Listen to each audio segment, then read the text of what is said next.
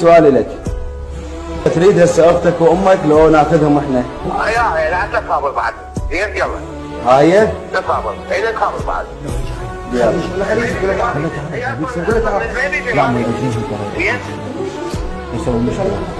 بس والله اقول لك للاسف، والله للاسف هاي ام اللي كبرت واللي تعبت واللي سهرت وسوتك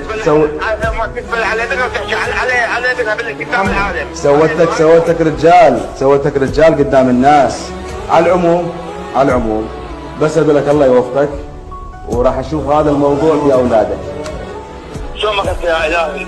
شو تريد؟ الموضوع مني شو تريد مني شنو؟ ردت اني اسال تجي عليهم تريدهم لو ما تريدهم؟ هسه قلت لي ما اريدهم.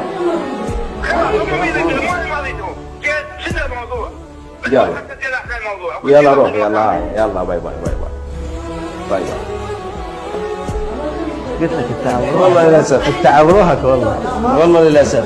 الحمد لله على كل حال، هذا كان الهدف من الموضوع حتى اخليه شاهد الناس كلها تكون شاهد لان خليتهم اني صاحب المنطقه.